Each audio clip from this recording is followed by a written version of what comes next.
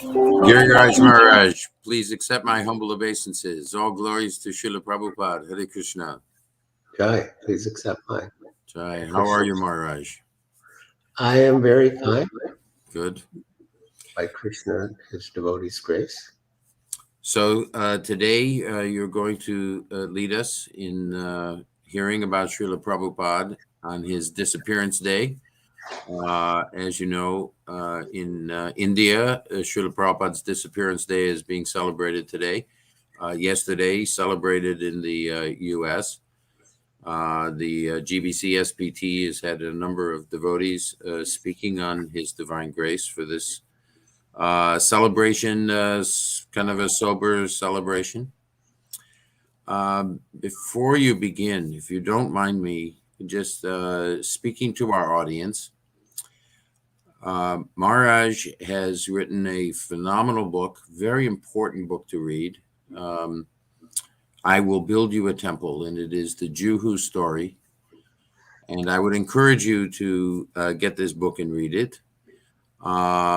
It's the first print was sold through. It's gone through a second print, and congratulations on that, Maharaj.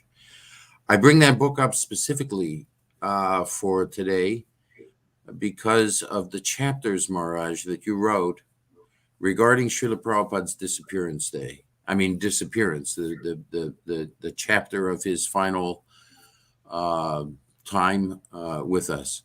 And your portrayal of it is so heavy and deep and filled with realization. And it almost chokes me up just to talk about it, because just reading about it is so heavy.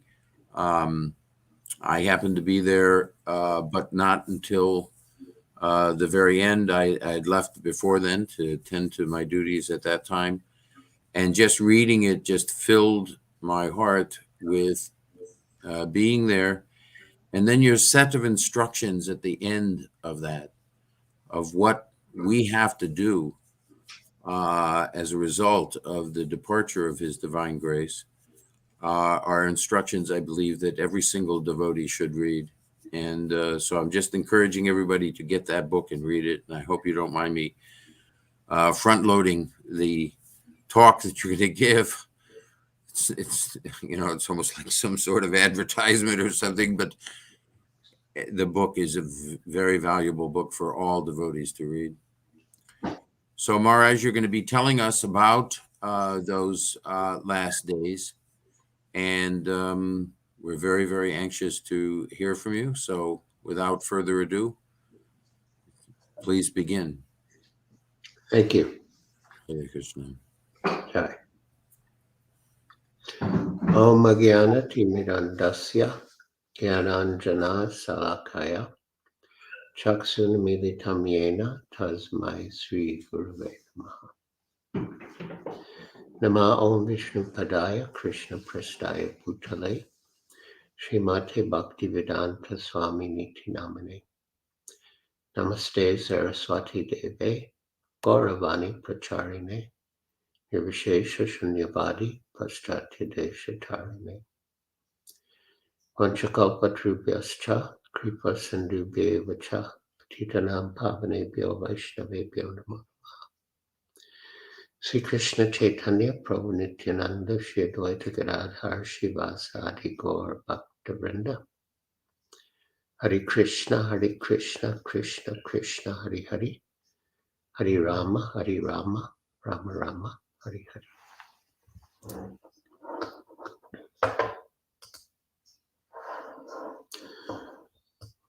Once, on his Guru Maharaj's disappearance day, Srila Prabhupada said, on the absolute platform, there is no difference between the appearance and the disappearance of the spiritual master.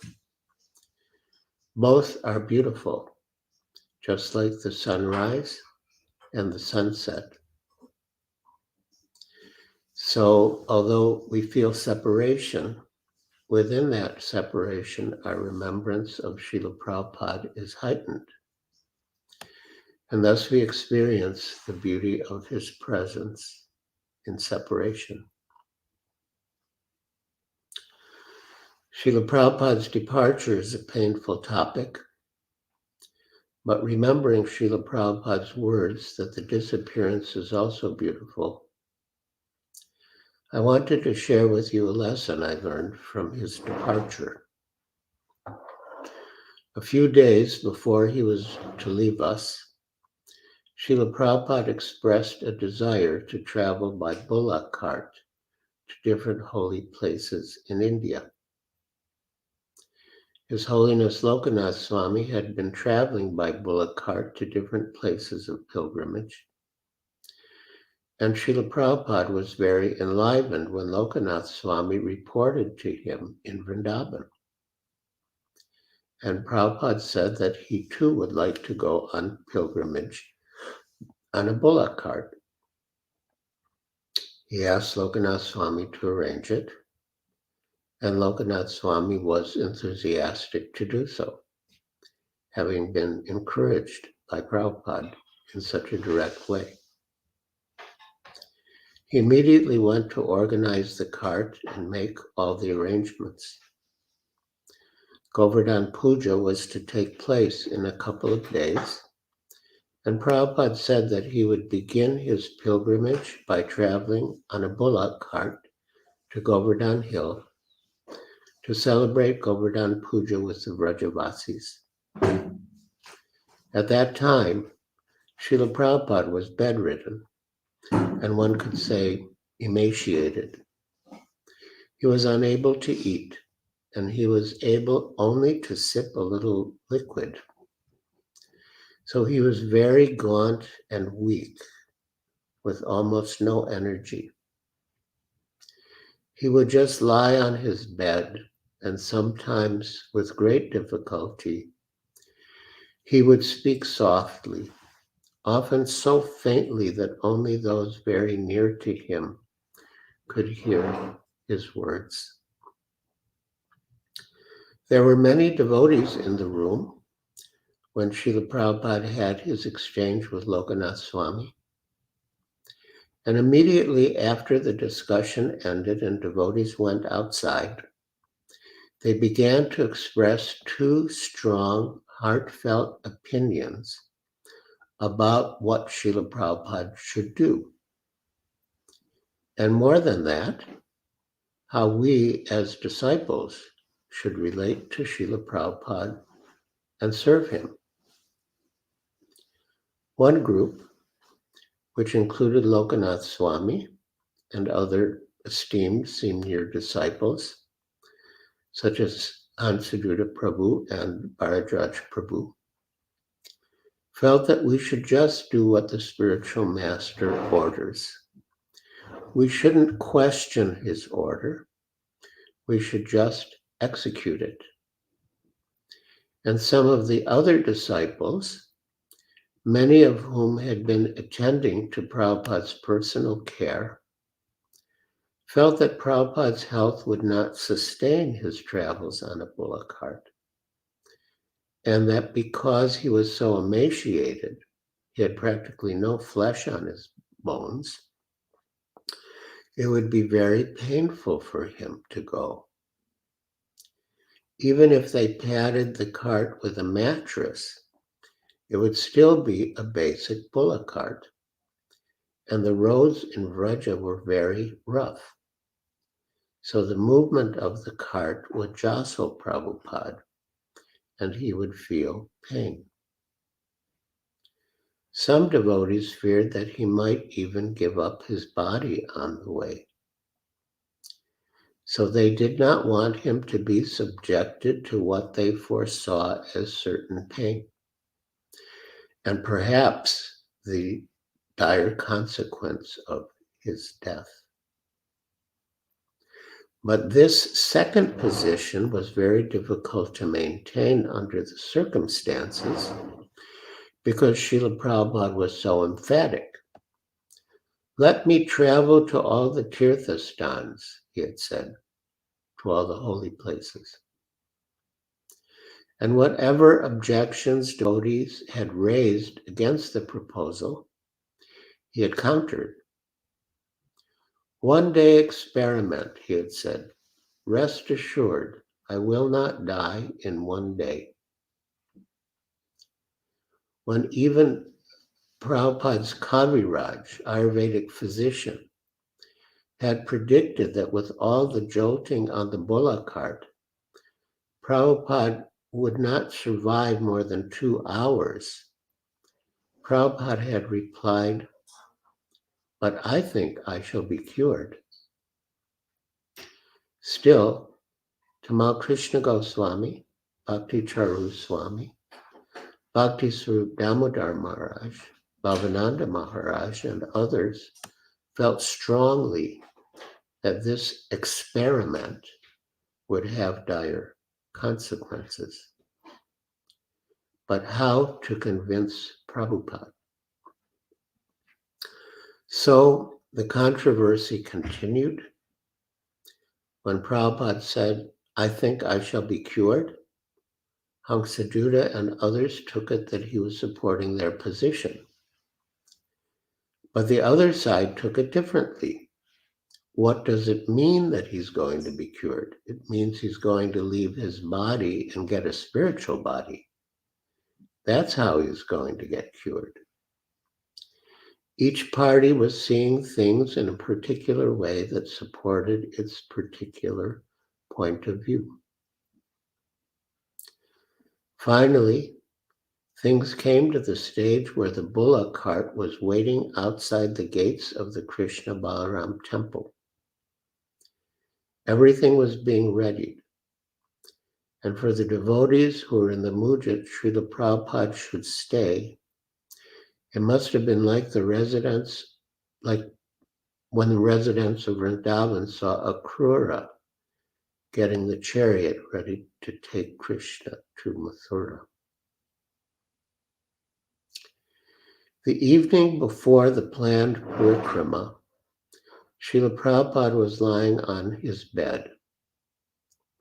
Many of you have seen his bed in his house in Vrindavan. Bhakti-Charu Swami was in the room, and Srila Prabhupada's godbrother, Akinchana Krishnadas Babaji Maharaj, came to visit.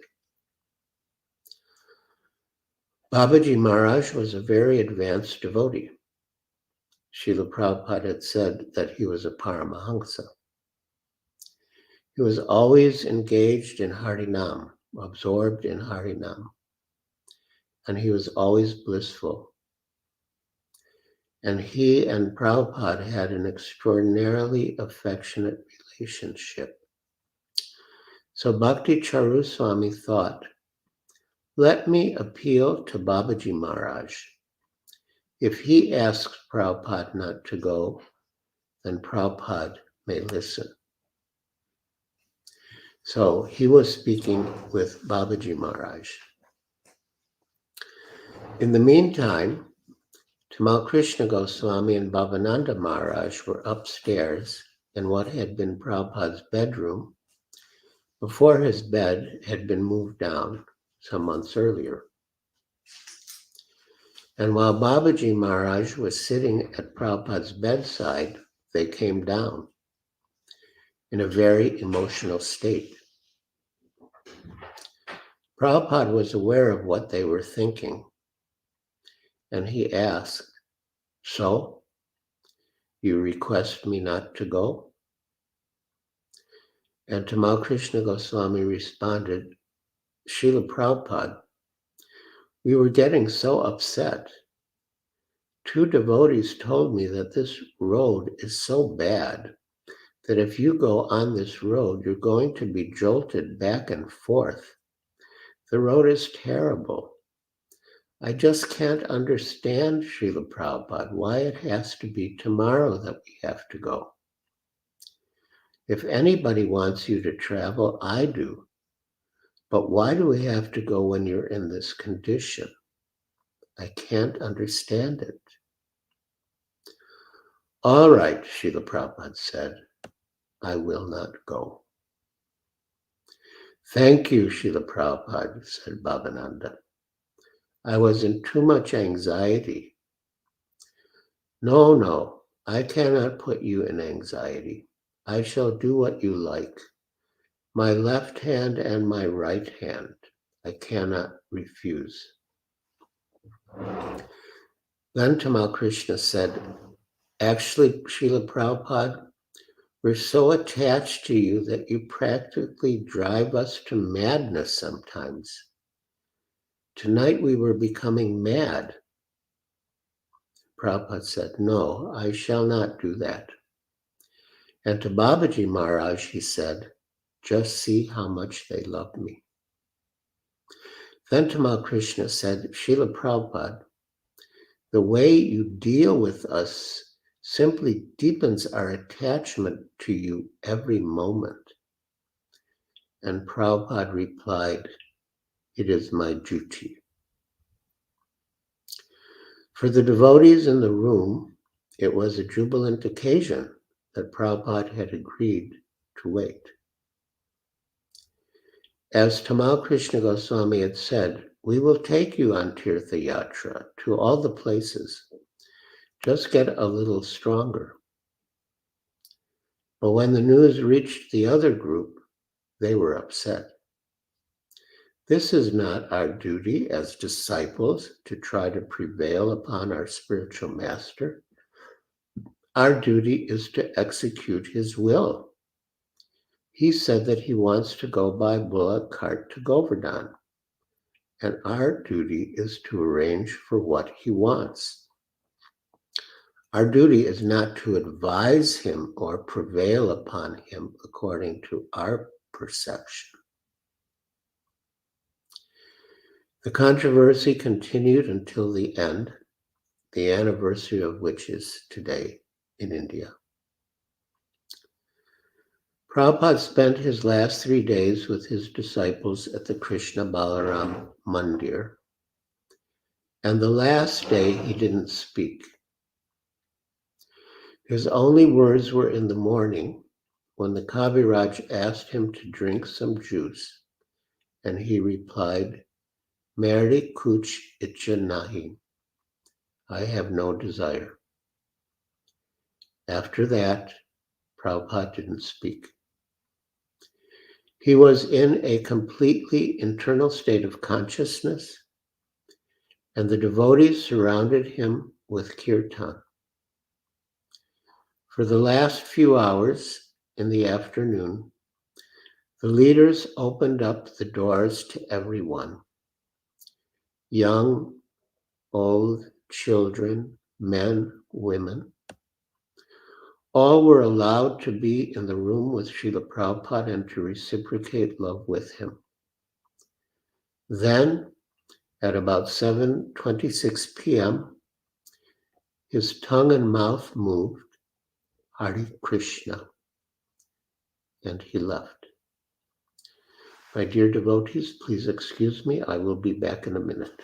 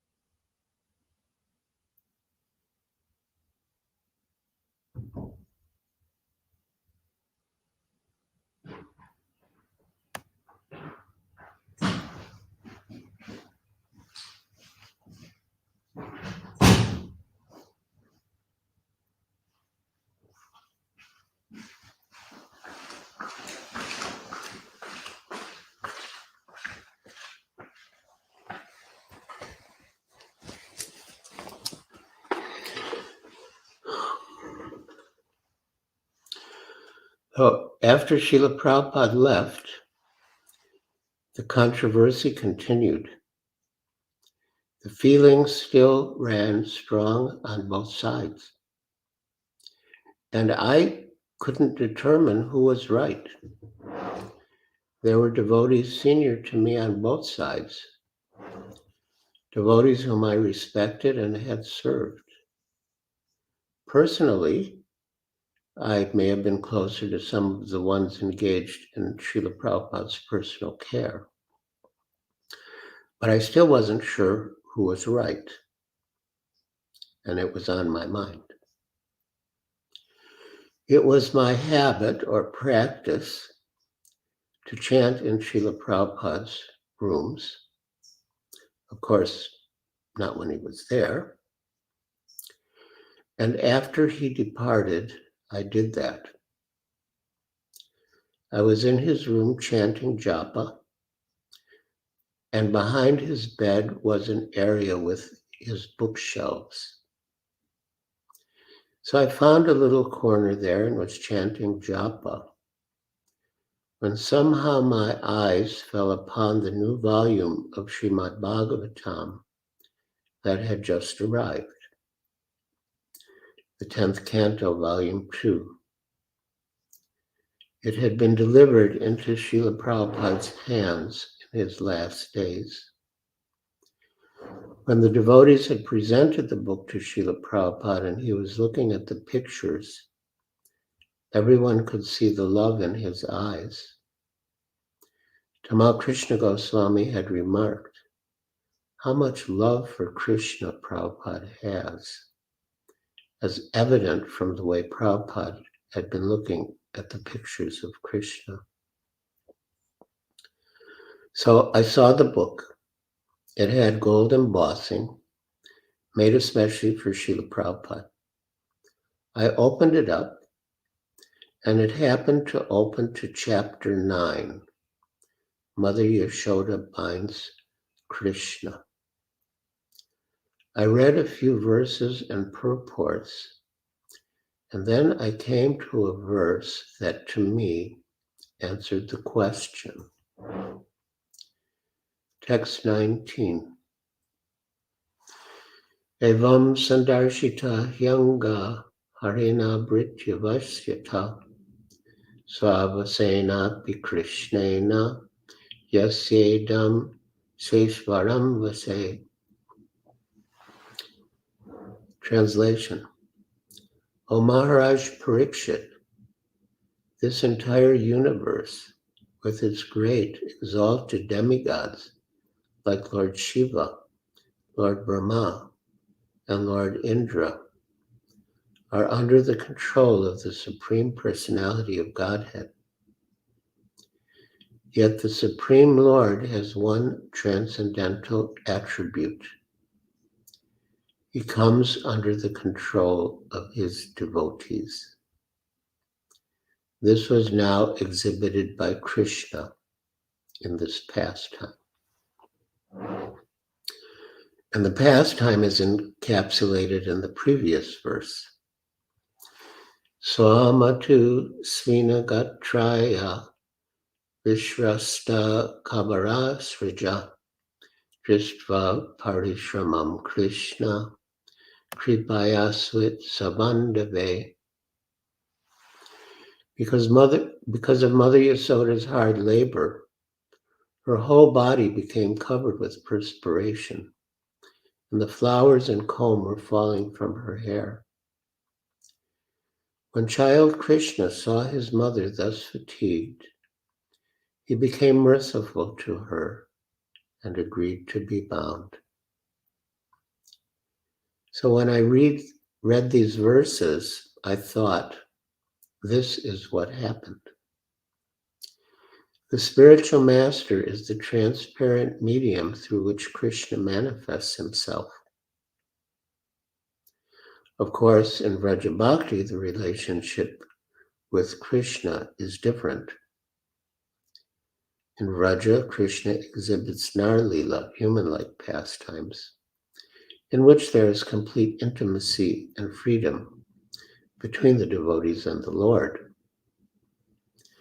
In the relationship between the disciples and the spiritual master, there's always an element of awe and reverence and duty. But duty is meant to lead to love. And Srila Prabhupada did say to Babaji Maharaj, just see how much they love me. 1 month earlier, there had been another incident. Srila Prabhupada had stopped drinking. Previously, he had said that when his father had wanted to leave his body, he had stopped drinking, and that this was a bona fide way to give up one's body when the time came. Prabhupada didn't make any announcement or anything. He just stopped drinking.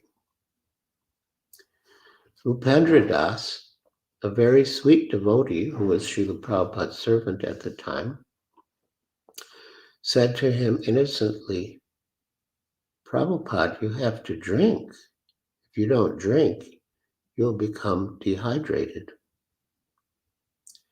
And Prabhupada said, oh, you want me to drink? Call the GBC. That decision, whether Prabhupada should drink or not, was no small matter. So Abhiram informed the GBC, and the GBC and other senior devotees came into the room. Prabhupada said, if I want to survive, of course, I'll have to take something. But my survival means so many inconveniences. Therefore, I have decided to die peacefully. Everything is in the hands of Krishna, said Tamal Krishna. And that had been the mood coming from Srila Prabhupada. Everything depended on Krishna. Many times Prabhupada had said he would accept whatever Krishna desired. If Krishna allowed him to stay, he would stay. And if Krishna wanted him to go, he would go. Previously, a disciple had asked Srila Prabhupada, you said that your Guru Maharaj left early because he was disgusted. Is that the case with you? And Srila Prabhupada had replied, no. If Krishna allows me to stay in your association, I will be most happy to stay in your association. Now, however, Srila Prabhupada opened his eyes and said, Krishna wants me to do as I like. The choice is mine. He has given me full freedom. This was a different mood, a completely different answer. And it gave and gives us a glimpse into the intimate reciprocation between Krishna and Prabhupada. We all went out into the anteroom and discussed. Kirtanananda Swami's point was most clear and lucid and intelligent. If Krishna has given Prabhupada the choice, and Prabhupada is giving us the choice, he said, then we should ask Prabhupada to stay. Everyone agreed, yes, we should ask him to stay. Then a devotee said, but all the GBC men aren't here. And Brahmananda retorted, come on, what GBC is going to say that they don't want Prabhupada to stay? So it was decided unanimously. We would go back into Prabhupada's room and tell him that we wanted him to stay. Kirtanananda Swami would be the spokesman. When we went back into the room, Prabhupada was lying quietly on his bed. As soon as we finished offering obeisances, Kirtanananda broke down and started sobbing. He couldn't speak. Brahmananda, sitting behind him, rubbed his back to soothe him. Then Kirtanananda managed to say, "If Krishna has given you the choice, then don't go. We need you." Srila Prabhupada asked, "Is this your joint opinion? Have you discussed?" "Yes, we have all met together. We want you to remain and lead the movement and finish the Srimad Bhagavatam." Srila Prabhupada was silent for what seemed like an eternity. Then he yawned and said, "All right." Just like that, he agreed to stay in such a nonchalant way. All the devotees were jubilant. Within ourselves, we were rejoicing. Prabhupada is going to stay. Prabhupada is going to stay. He's not going to leave us. He's going to finish Srimad Bhagavatam. He's going to lead the movement. And Prabhupada said, "This is real affection." So when I read this verse from the 10th canto, I thought of these two incidents and put them together. In both cases, when the disciples had expressed themselves, "We want you to stay. We want you to get healthy," Prabhupada had said, "This is real love. Just see how much they love me."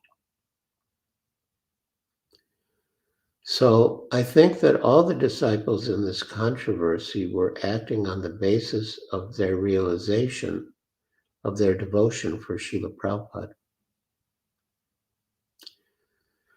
And I believe that what Prabhupada really was doing was drawing out our loving sentiments beyond our just following the order. Following the order is a given. There's no question. We have to follow the order of the spiritual master. To disobey the order of the spiritual master is an offense against the holy. It is a basic principle of spiritual life. So we're not talking about disobeying the order of the spiritual master. We're talking about developing loving feelings for the spiritual master and expressing them to him. When Srila Prabhupada brought us to that stage in these two incidents, he commented, "This is real love. Just see how much they love me." Relating the verse from the 10th canto to what Srila Prabhupada did with us, there is also a parallel between the Damodar Lila and the principle of spontaneous love.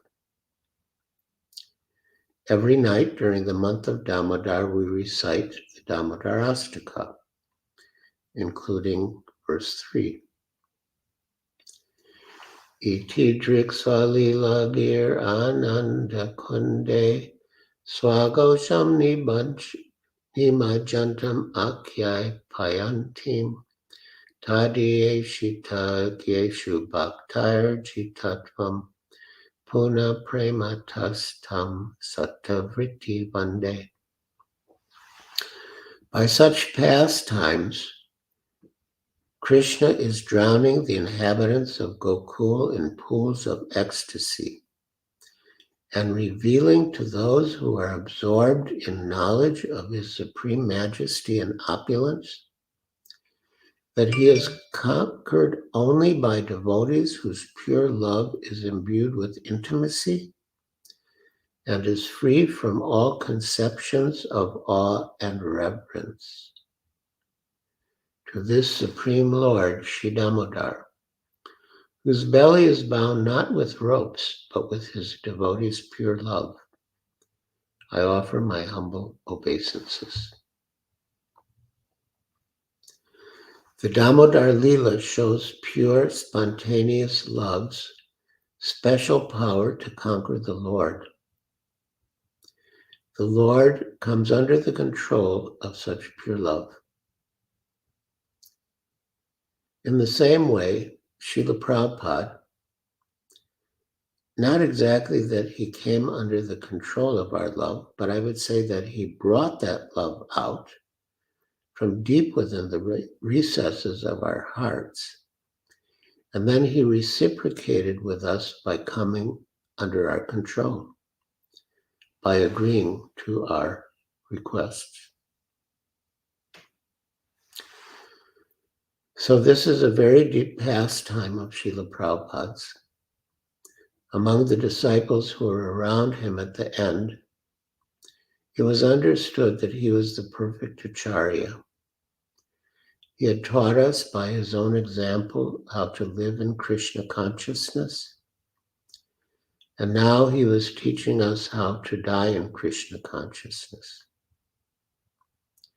That was the general idea in those months and weeks, that he was showing us how to retire to a holy place and how to be absorbed in hearing the holy names of the Lord, and how, up until the end, even in his delicate condition, he was trying to push forward the mission and was translating and dictating purports to Srimad Bhagavatam until the very end. In that way, he was showing us how to die in Krishna consciousness. And within that final lesson, he brought us to this more intimate level of exchange, where we could express to him our heart's deepest desires, even in spite of the barriers that I would say he deliberately put up. He deliberately put up the barriers, but then he inspired us to break through them, to reach out to him and express our love for him, to ask him to stay with us. Even though Srila Prabhupada has now left that body, we still have that choice. Do we want him to be with us or not? And I remember that at that time, although we had been going along in the mood that whatever Krishna wanted was all right, when we understood what really should have been in our hearts, that we wanted him to stay, we thought, maybe we want to be the controllers, to be the enjoyers. So there's always that question. Do we want the kingdom of God without God's representative? Or do we want the kingdom of God, with his representative, as their humble servants? And so I pray to Srila Prabhupada that I will always remember this lesson and always act in such a way that he will be pleased to stay with each of us individually and all of us collectively and bind us to his lotus feet eternally. And now I would like to read the section from my book, I'll Build You a Temple, that Gopal Bhatta Prabhu mentioned at the beginning of the meeting in relation to how the disciples should continue after the departure of the spiritual master. So again, my dear devotees, please excuse me. I will be back in 1 minute.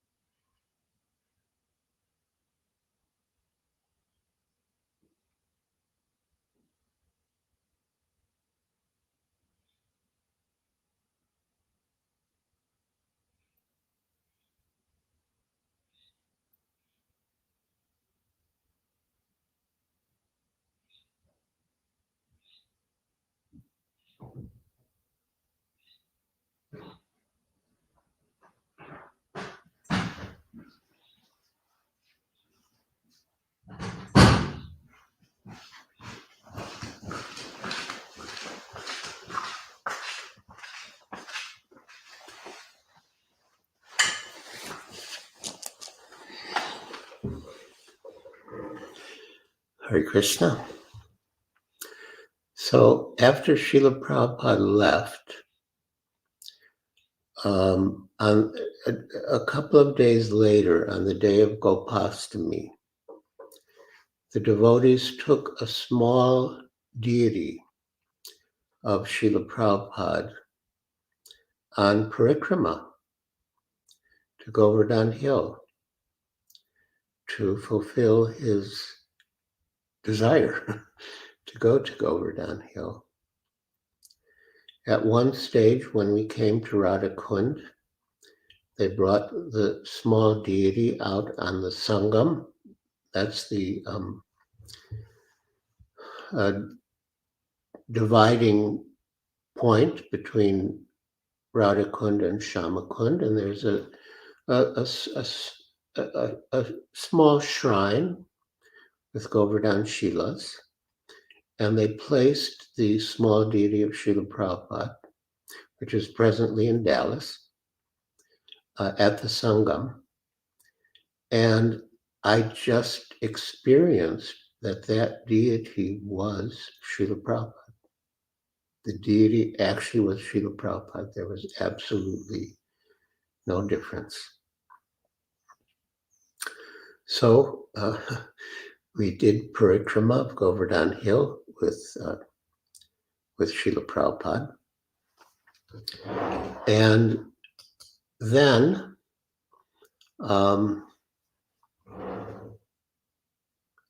shortly thereafter, looking for solace and guidance in Prabhupada's books, I came across a section that addressed the disappearance of the spiritual master. And I will read this excerpt from my book.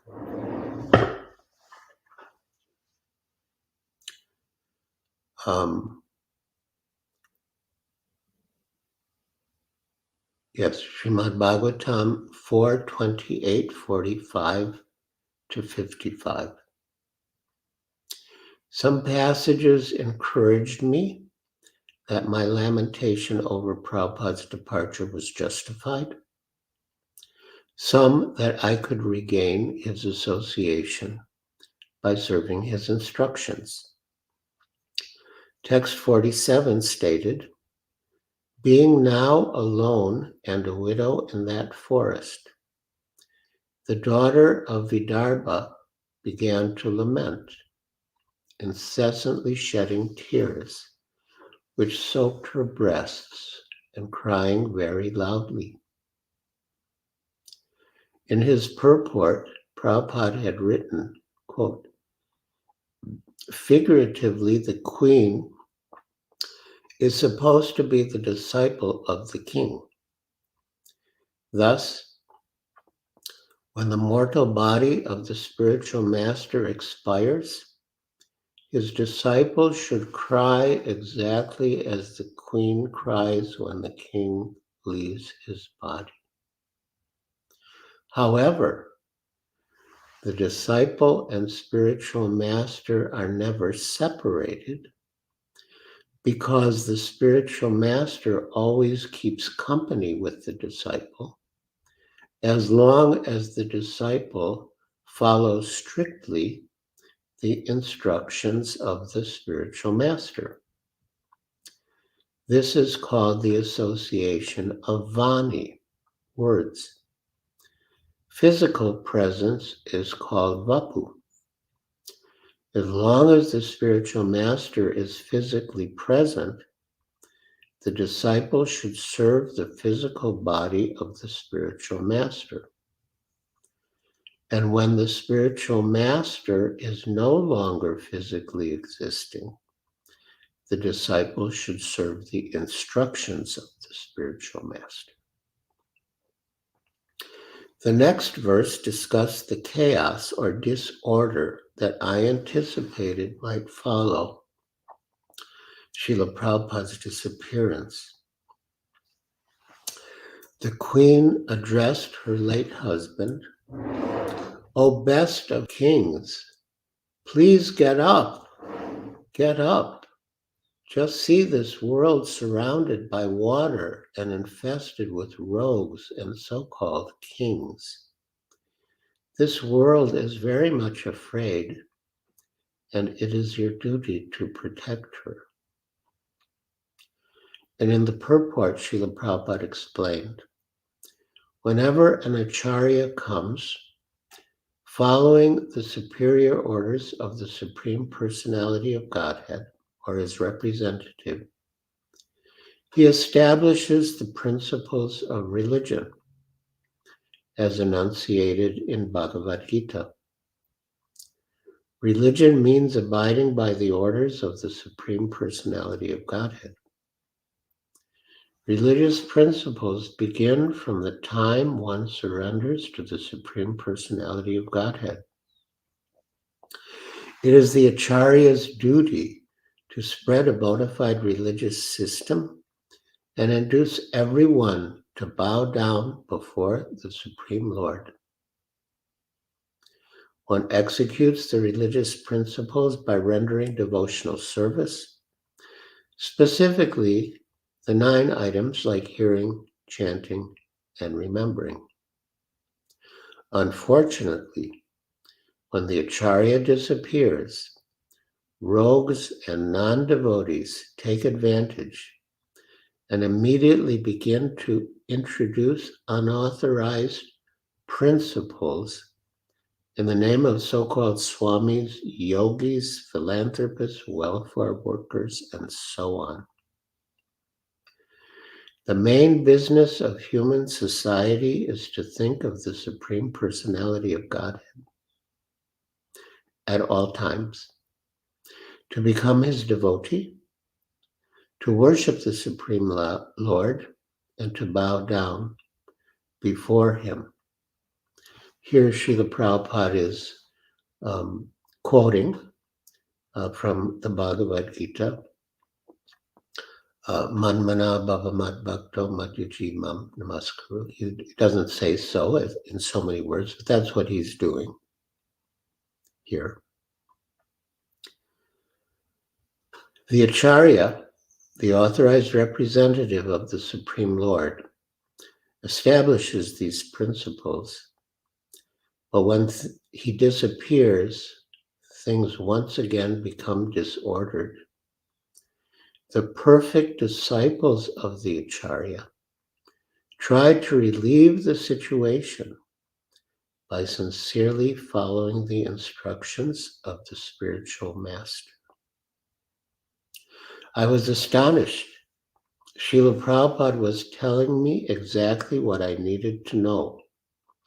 Quote, the perfect disciples of the Acharya try to relieve the situation by sincerely following the instructions of the spiritual master.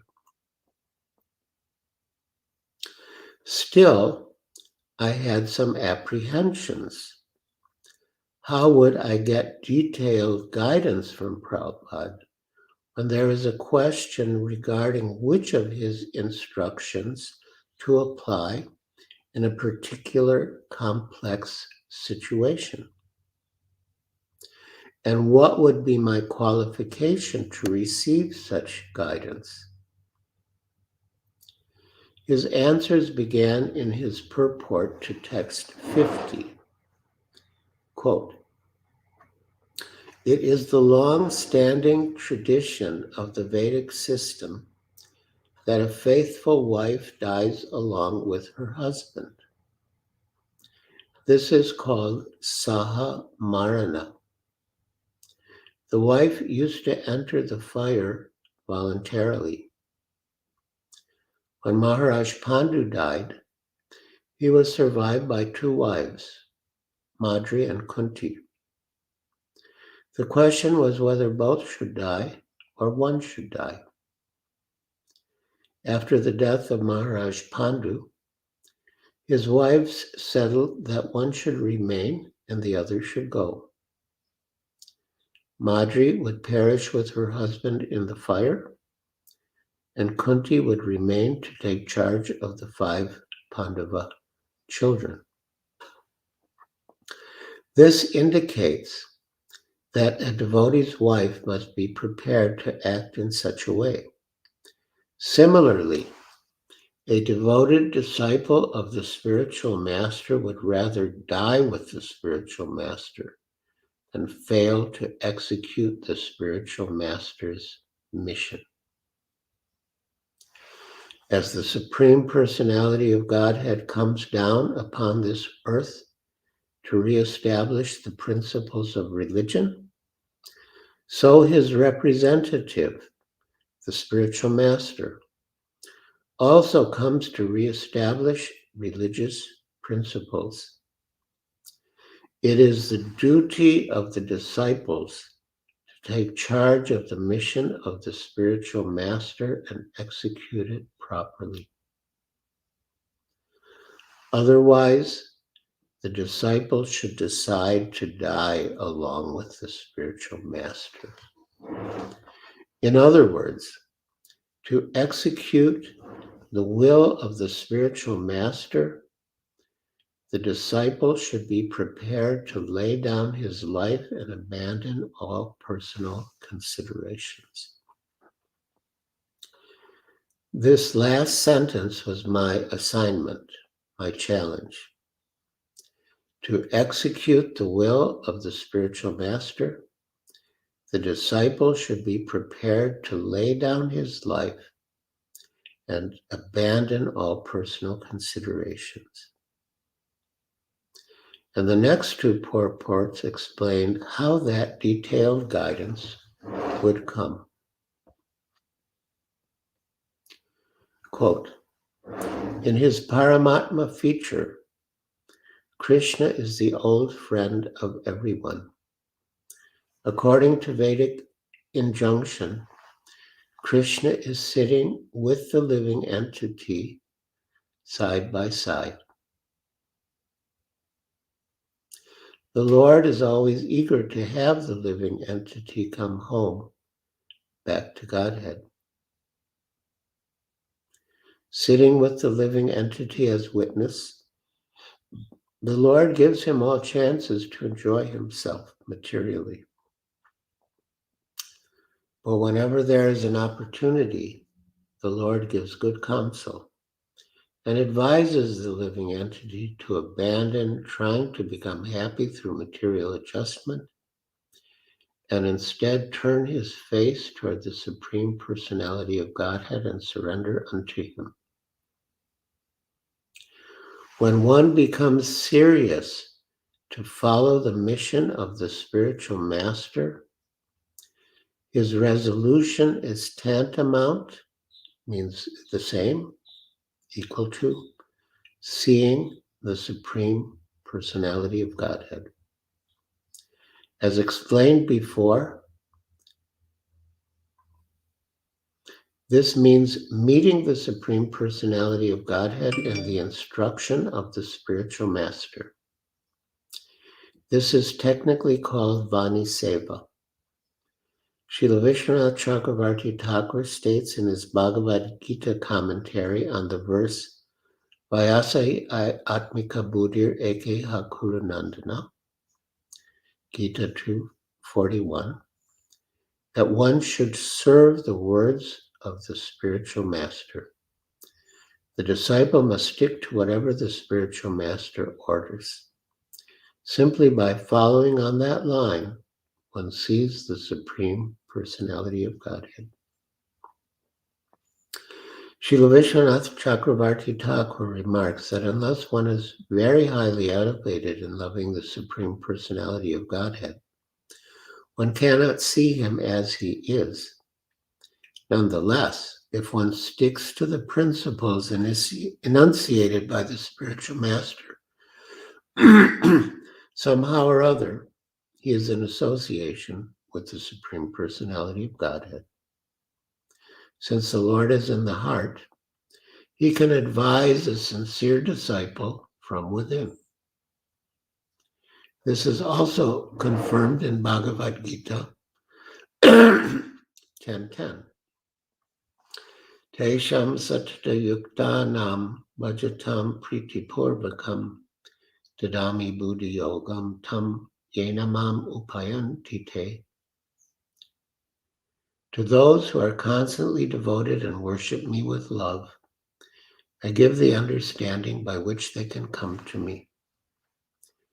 In conclusion, if a disciple is very serious to execute the mission of the spiritual master, he immediately associates with the Supreme Personality of Godhead by Vani or Vapu.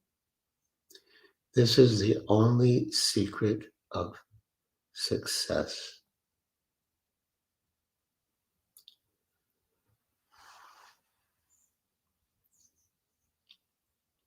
And then in the next purport, a sincere devotee who follows the instructions of the spiritual master certainly gets direct instructions from his heart, from the Supersoul. Thus, a sincere devotee is always helped directly or indirectly by the spiritual master and the Supersoul. This is confirmed in Chaitanya Charitamrita, Guru Krishna Prasade Pai Bhakti Lata Bij.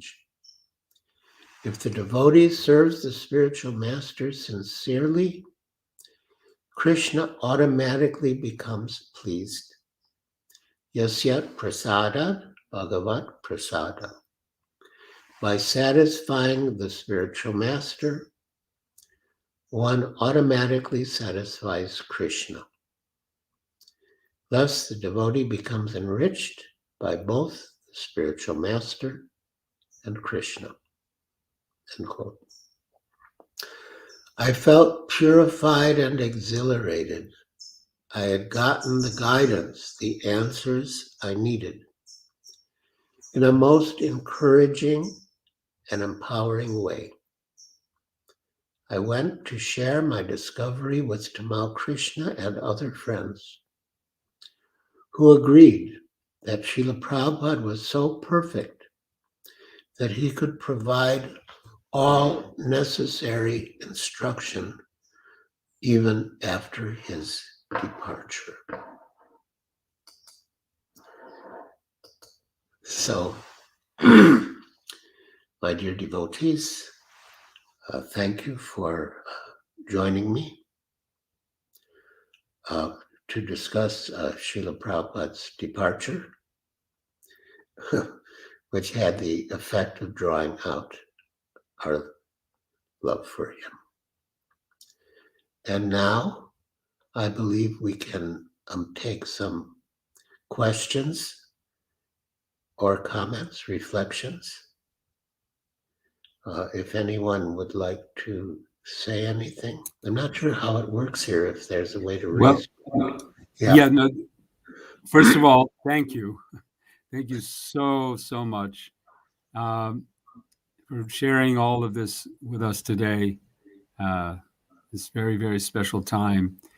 And basically, to our audience, any questions, reflections that you would like to add, you just write them in the comments of Facebook or YouTube.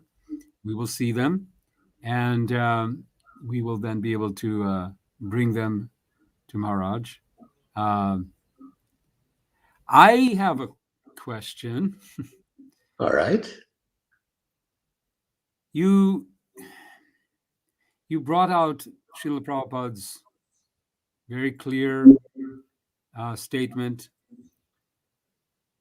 that how Krishna in our hearts and Srila Prabhupada himself is able to and will communicate, will instruct us from within if we are sincere. But how do we, I mean, the question then comes, well, am I really sincere? Is my sincerity deep enough? How do we, and then how can we be assured that And how do we hear it? How do we hear this message?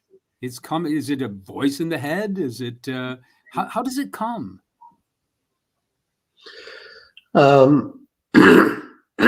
Regarding sincerity, Srila Prabhupada said two things. One is that that you become sincere or show your sincerity by following all the instructions of the spiritual master, no matter how big or small. And the other thing that Srila Prabhupada said was that you become sincere by associating with sincere devotees. Mm. And those are the two approaches. As far as how one receives the instructions from the spiritual master within the heart, or the Lord within the heart, as Srila Prabhupada said, the precondition is that one should be ready to lay down one's life for the service of the spiritual master without personal considerations. When I pray for guidance, sometimes it comes and sometimes it doesn't. And when it doesn't come, I have to ask myself, what is my consciousness? Would I be prepared to follow whatever guidance came? Or will I have some reservations? And if I have reservations, then Krishna or Srila Prabhupada may not bestow upon me the guidance. In my life, I remember one very vivid moment when I felt for the first time so clearly that Srila Prabhupada was giving me guidance within the heart. I was in Pakistan, and we had a very good friend there who was Muslim, named Salim, and he had a nice house, almost a mansion, or he had a nice house in an area called Clifton, which was near the ocean. Sort of reminded me of Juhu Beach. And somehow I was chanting japa on his rooftop, and I just felt that, Srila Prabhupada was giving me some instruction within the heart. Of course, there is a chance that we could imagine that we're getting an instruction from the spiritual master Krishna, that it's actually just our own minds, or it's actually Maya coming in the guise of an instruction from the spiritual master Krishna.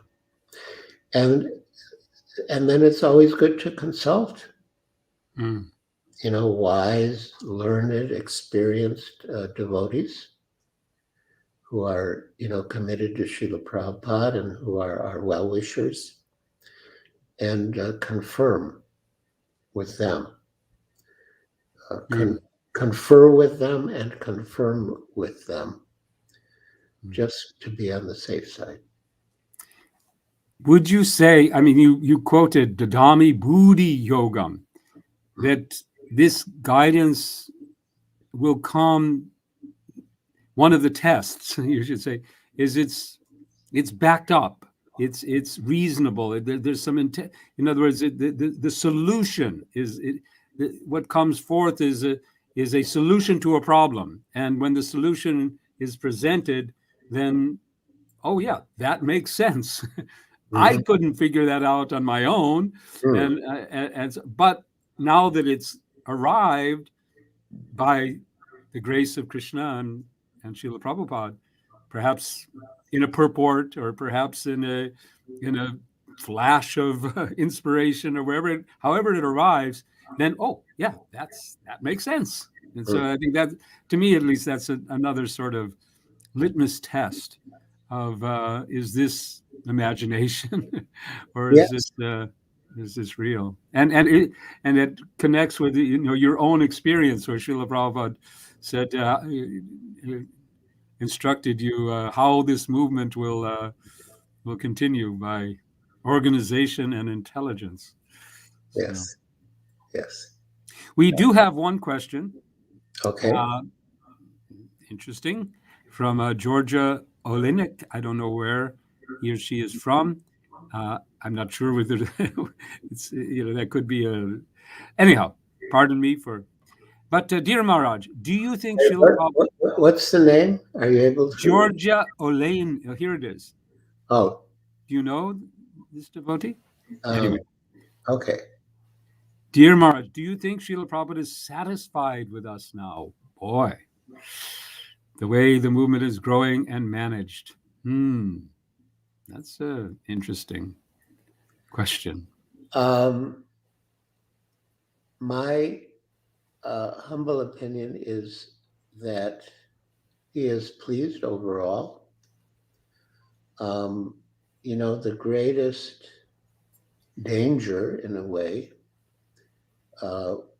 would be, as in the case of the Gaudiya Math, with all due respect, they disobeyed Srila Bhaktisiddhanta Saraswati Thakur's instruction that they should work cooperatively under a governing body and not try to appoint someone as an acharya, as the next acharya.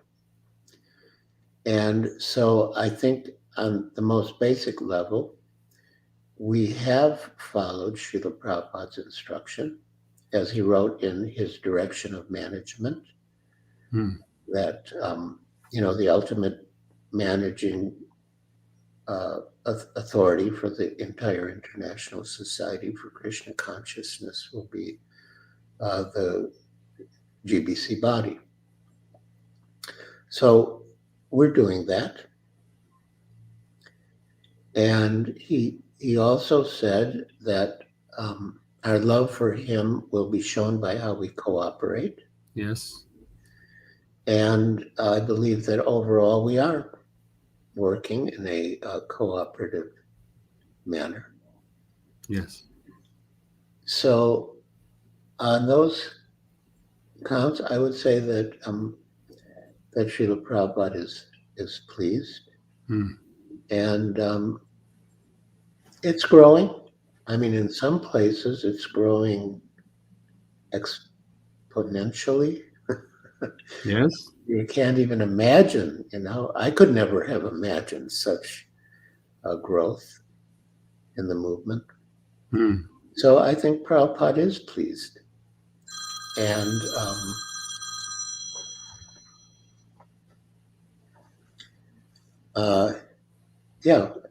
we can always endeavor to please him. Please more. More, yeah, exactly. But I think he is pleased overall. Yes. And I think perhaps the evidence is there in how Srila Prabhupada continues to enter into the lives of so many devotees and who've never met him, and embrace them. So as his family, and that's I think he is perhaps also so to train them and to expand his movement, so that whatever failings we have, and which we can can be they can be compensated for by the new generations. That's nice. That's nice. Rameshwar Prabhu made a comment in his talk months ago when he was talking about the Chaitanya Charitamrita marathon, and he quoted a letter which was basically saying how the efforts of the devotees then were so pleasing to his Srila Prabhupada said, but to my Guru Maharaj, and that his blessings are now going to you. And so Rameswar's comment was, now you, the next generation, our Guru Maharaj is so pleased, and his blessings are going thousands of times to you, his next generation of followers. Beautiful. Okay. I There are some. I'll just read out a little comment here, and then I think we'll need to close, from a devotee who's talking about, and those who are online can see. One night, feeling extremely lost on my path while chanting, I prayed to Prabhupada and Krishna to give me someone to guide me. At that time, I was feeling like a lost child, and I prayed to Prabhupada sincerely to send me his representative. And just within a few days, less than a week later, it's you, Maharaj. This is from Shakshi Lalchiani. So, okay, so there's evidence. Srila Prabhupada is there to help his grandchildren and bring us into his service, so that everyone down the line. And now it's up to you, Shakshi. You're going to have to carry this on.